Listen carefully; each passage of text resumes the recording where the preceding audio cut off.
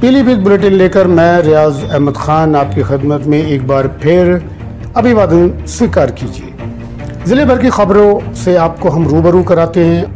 Panchatantra foundation के संस्थापक water women Shipra पाठक ने बुधवार को पीलीभीत के माधव टांडा में स्थित मां गोमती के उद्गम स्थल से यात्रा की शुरुआत की।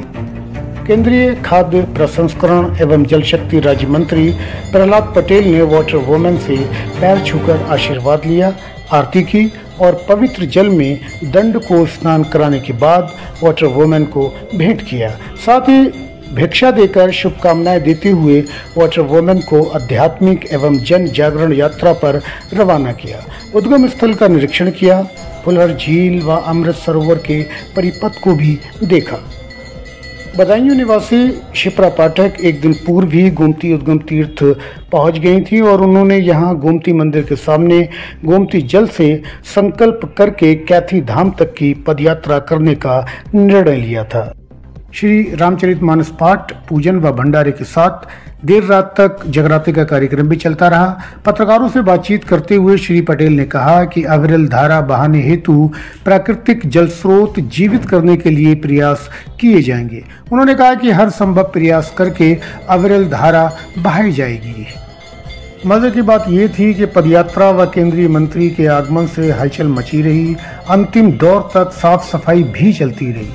कवि व पत्रकार सतीश मिश्र अचूक ने अपनी आरती व चालीसा संग्रह पुस्तक, जिसमें माता गोमती की आरती व चालीसा संग्रहित हैं, शिप्रा पाठक को गोमती मंदिर पर सौंपी। वाटर वुमेन ने मां गोमती की पदयात्रा पर रवाना होते समय कहा कि वे वाराणसी जिले में कैथी स्थित विलय स्थल तक लगभग 960 किलोमीटर चलेंगी। नर्मदे हर पिछले कई वर्षों से पंचतत्व फाउंडेशन के धरातल पर हम लोग जल, नदियों और पंचतत्वों पे कार्य कर रहे हैं। अब तक मैंने नर्मदा जी, शिप्रा जी और सरयू जी की पदयात्राएं की हैं, जिनका उद्देश्य मूल यही है कि उनके दोनों किनारों के लोगों को प्रकृति से जोड़ा जाए और उनके द्वारा ही कार्य कराया जाए। उसी संकल्प के साथ इस बार मां गोमती की पदयात्रा उठाई। इस दौरान जो गांव और आश्रम पड़ेंगे, जो भी लोग मिलेंगे, उनसे पंच तत्वों की रक्षा करने का संवाद किया जाएगा। जल को स्वच्छ रखने का और नदियों को साफ रखने का संदेश दिया जाएगा। साथ ही विलुप्त होते तीर्थ स्थलों के संबंध में भी बताया जाएगा। अब मैं आलोचना तब कर सकती हूँ जब मैं अपनी सहभागिता दूँ। उस व्यक्ति को आलोचना करने का अधिकार नहीं है जिसने पर्यावरण में अपनी कोई सहभागिता ना दी है। मैं पूरा ट्रैक वही देखने निकली हूँ कि जो आप कह रहे हैं उसकी सत्यता क्या है। जैसे अगर उद्गम की बात की जाए तो यहाँ सजावट पे तो करोड़ों रुपया खर्च किया गया है, लेकिन नदी को कैसे बहाया जाए, इसके जल स्रोत कैसे जिंदा किए जाएं, वो एक अहम सवाल है। नहर से गोमती को पानी देकर गोमती को बहाने का प्रयास किया जा रहा है, क्या ऐसा संभव है?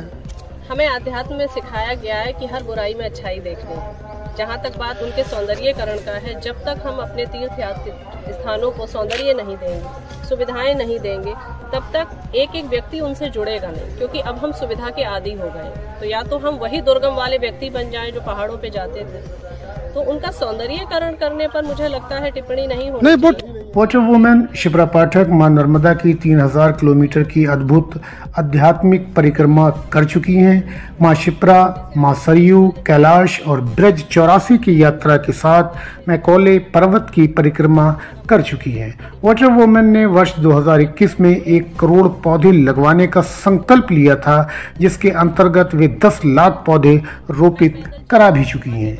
जल ही नहीं है। ये ऋषि मुनियों वाली सोच है जो आप कह रहे हैं, लेकिन हम में से कितने लोग वो सोच रखते हैं? तो सौंदर्य जब होगा तो लोग कनेक्ट होंगे। जब जैसे आज भी, कल यहाँ व्यवस्थाएं नहीं थी, आधे से ज्यादा लोगों ने तय कर दिया कि भाई सुबह ही आएंगे, हम रात में नहीं रुकेंगे। उनको लगा मच्छर भी हैं, दड़ी पे हम नहीं सो पाएंगे।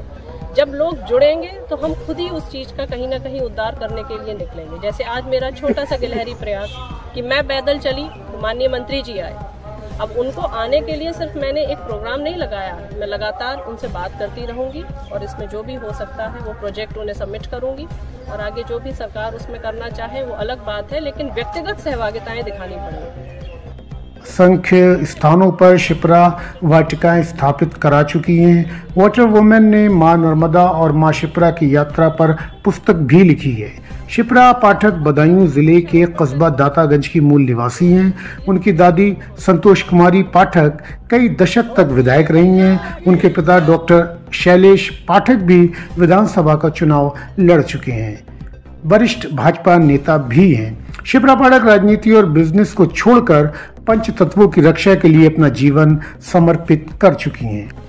मुझे बताया गया है लगभग 990 किलोमीटर की लंबाई है, तो जब तक मैं पूरी तरह चल के नहीं देख लेती तब तक मैं इस पे नहीं बोल सकती। इसका क्या उद्देश्य है आपको? उसके दोनों तरफ वृक्षारोपण करेंगे और जो भी तीर्थ पड़ेंगे उनको हम जीर्णोद्धार करवाएंगे उनको। गोमती मैया की जय। वाटर वुमेन के मां गोमती की यात्रा पर प्रस्थान करते समय केंद्रीय मंत्री प्रहलाद पटेल के अलावा भाजपा जिलाध्यक्ष संजीव प्रताप सिंह, बरखेड़ा के पूर्व विधायक किशन लाल राजपूत, पूरनपुर विधायक बाबूराम पासवान के पुत्र व भाजपा नेता ऋतुराज पासवान, ब्राह्मण महासभा के जिलाध्यक्ष अशोक वाजपेयी, धीरेन्द्र मिश्रा, शैलेंद्र गुप्ता, महेंद्र मिश्रा, महेश मिश्रा, ओम बाबू शर्मा, अतुल सिंह, प्रधान नईम खान, आनंद गिरी, पूर्व प्रधान राममूर्ति सिंह, कुंवर निर्भय सिंह, रविंद्र कुमार नंद, आशीष दीक्षित, विजेंद्र सिंह, प्रभारी एसडीएम संदीप यादव और बीडीओ सर्वेश कुमार सहित बड़ी संख्या में श्रद्धालु उपस्थित रहे। और अब रुख करते हैं तहसील क्षेत्र के गांव शेरपुर कलां की तरफ। शेरपुर कलां निवासी तराना ने कोतवाली पुलिस को तहरीर देकर पति व ससुरालियों पर मारपीट व उत्पीड़न का आरोप लगाया है। उसकी शादी करीब 3 साल पहले शेरपुर के ही शकील पुत्र रियाजुद्दीन के साथ हुई थी। पति शकील, सास परवीन, देवर रियासत, भूरा, छोटावाला, पुत्रगण रियाजुद्दीन व पति के मामू जनाब व नवाब उसको गाली गलौज, मारपीट, घरेलू हिंसा एवं क्रूरता करके उसको शारीरिक एवं मानसिक रूप से प्रताड़ित करने लगे थे। इसीलिए उसने स्थानीय कोतवाली में तहरीर दी है। उसका कहना है कि काफी समझाने पर भी नहीं माने और 2 साल पूर्व सभी ने मारपीट कर उसे घर से निकाल दिया। तब से अपनी एक पुत्री के साथ मायके में रह रही है। हमारे घर में भूरा घुस के हमारे साथ छेड़खानी करी, हमारे आदमी भी खींचा, मारा। सास ने भी हमारी बाल पकड़ के जमीन में गिरा दिया। 2 साल से हम बैठे, ना लौंडिया खर्चा को दे रही है ना कुछ, मारन के लिए सीधे जामा घर में। साथ ही देवर भूरा पर भी घर में घुसकर छेड़छाड़ करने का आरोप लगाया है। पति ने मायके से विदेश जाने के लिए 1 लाख रुपया न लाने पर तलाक की धमकी भी दी है। बेइज्जती कर हमारे साथ सब देवर मारा, जनाब नवाब वो भी घर बिगड़वान को।